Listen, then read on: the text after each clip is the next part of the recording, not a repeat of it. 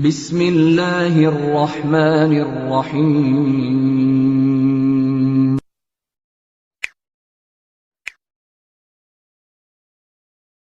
Menceritakan kisah sahabat Arjurmi radhiyallahu anhu, di mana beliau matanya buta, tangannya putus dua-duanya, kakinya putus, tinggal di kemah sendirian. Sudah diceritakan belum yang lalu? Belum, yang nggak hadir kali. Jadi beliau ini sahabat Nabi yang terkenal, ya. Beliau tinggal di kemah di wilayah Mesir, jauh sekali di padang pasir gitu. Ada seorang tabi'in menceritakan tentang kisah sahabat ini. Dia bilang, saya lagi naik kuda di salah satu padang pasir Mesir, tiba-tiba saya lewati sebuah kemah. Lalu saya tertarik untuk turun melihat kemah tersebut, karena di kemah itu ada suara seorang laki-laki seperti meminta tolong gitu. Saya pun masuk, lalu saya kaget melihat pemandangan seseorang yang matanya buta, dua-dua tangannya putus, kakinya putus. Waktu saya dekat orang tersebut dan saya lihat keadaannya luar biasa, ternyata dia bukan sedang meminta tolong, tapi dia sedang berdoa. Dia mengatakan, ya, sambil mengangkat dagunya ke langit. Ini orang matanya buta, tangannya putus, kakinya putus, sahabat ini Al-Jurmi radhiyallahu anhu. Lalu dia mengatakan, Rabbi auzi'ni an ashkura ni'mataka allati an'amta alayya wa ala walidayya wa an a'mala salihan tarda wa adkhilni bi rahmatika fi ibadika salihin. Ayat nih. Dia bilang, ya Allah, mudahkanlah aku agar mensyukuri nikmat-nikmat-Mu padaku dan kepada kedua orang tuaku dan masukkan aku ke dalam rahmat-Mu, gitu kan. Bersama dengan orang-orang soleh di antara hamba-hamba-Mu. Si tabi'in ini bilang, wahai bapak, kalau kita di Indonesia ya, wahai orang tua, apa yang kira-kira engkau mau syukuri sama Allah? Apa yang kau syukurin nih? Gitu. Matanya buta, tangannya putus dua-dua, kakinya putus dua-dua, di kemah sendirian. Nggak ada orang di kemah, sendirian pada saat itu. Langsung dia mengatakan, orang buta ini mengatakan, diamlah wahai anak muda. Dia tahu suaranya masih muda. Diamlah wahai anak muda. Bukankah Allah masih menggerakkan lisan saya sehingga bisa bersyukur, bisa menyebut namanya? Itu sebuah nikmat. Kalau seandainya seluruh dunia ini didatangkan untuk saya, tetap saja saya menganggap menggerakkan lisan saya adalah nikmat yang paling besar, gitu kan?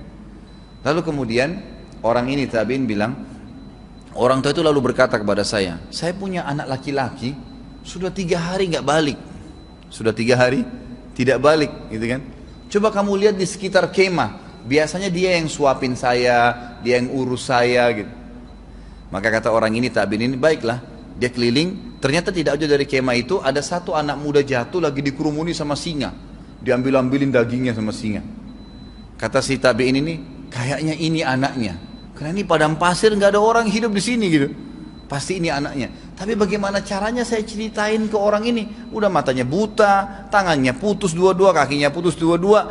Kemudian yang urus dia ternyata cuma anaknya ini yang kasih makan. Berarti sekarang sudah 3 hari nggak makan nih. Karena dia bilang sudah 3 hari anak itu hilang. Dia biasa memberikan makan dan minum kepada saya. Gimana caranya nih? Tapi saya harus ceritain. Dia bilang, saya kembali ke kemah. Lalu saya bilang, wahai bapak, wahai orang tua, apakah kau mengenal Ayyub alaihissalam? Kata orang tua itu, tentu saja. Ayyub lagi dicoba sama Allah, gitu kan? Apakah menurut kamu cobaannya Ayyub lebih berat atau cobaanmu lebih berat? Maksudnya dengan kau buta, putus tangan gini. Kata orang itu, sahabat Nabi, dia belum tahu nih kalau ini sahabat Nabi. Dia bilang, tentu saja Ayyub alaihissalam. Ayyub sampai belasan tahun dalam kondisi ditinggalkan kaumnya, meninggal 12 anak laki-lakinya, kena penyakit kusta, ditinggalkan oleh kaumnya. Ringkas cerita adalah Ayyub lebih berat. Lalu kata tabi'in ini, menurut kamu Ayyub lakukan apa? Kata orang itu, tentu saja bersabar, gitu kan? Tentu saja bersabar. Maka kata tabi'in ini, bersabarlah kalau begitu. Ikutilah Ayyub alaihissalam agar Allah berikan kau pahala yang besar karena anakmu dimakan oleh singa. Kata anak orang ini, tabi'in ini bilang, saya kaget, orang ini bukan nangis, bukan mengatakan alhamdulillah yang telah mengutus, yang telah mengaruniakan saya anak yang tidak pernah membangkang dengan saya. Artinya selama dia hidup anak itu baik sama saya. Sekarang mati berarti sudah masuk surga dia, gitu loh.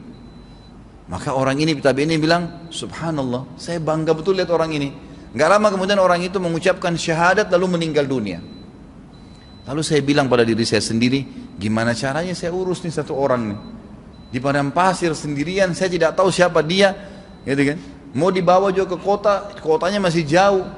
Dia bilang tiba-tiba ada 4 orang lewat berkuda nggak tahu dari mana, turun dari lewat kemah terminal. Lalu saya mengatakan, alhamdulillah ada orang. Saya dekatin mereka, sebentar, berikan salam, tolong bantu saya. Kata mereka, kenapa kamu? Dia bilang dalam kemah ini ada orang yang aneh, asing. Matanya buta, tangannya putus, kakinya putus, meninggal dunia tiba-tiba, dan anaknya dimakan singa di dekat kemah. Kata mereka, mana orang itu? Kata 4 orang ini. Lalu mereka turun. Waktu itu kebetulan sudah ditutup dengan selimutnya, ada selimut itu kain ditutup. Buka mukanya, begitu dibuka, keempat-empatnya ciumin orang ini. Sambil menangis, mengatakan Allahu Akbar, Allahu Akbar. Kata si tabi'in ini, ada apa kalian? Apa kalian kenal orang ini siapa? Dia bilang, kau tidak tahu orang ini?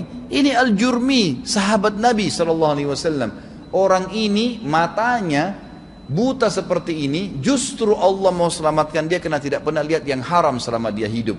Tangannya putus justru karena Allah mau dia tidak memegang sesuatu yang haram. Kakinya putus justru karena Allah mau dia tidak melangkah ke tempat yang haram. Maka pasti dia masuk surga gara-gara itu. Sudah sahabat Nabi, matanya, tangannya, kakinya nggak pernah maksiat.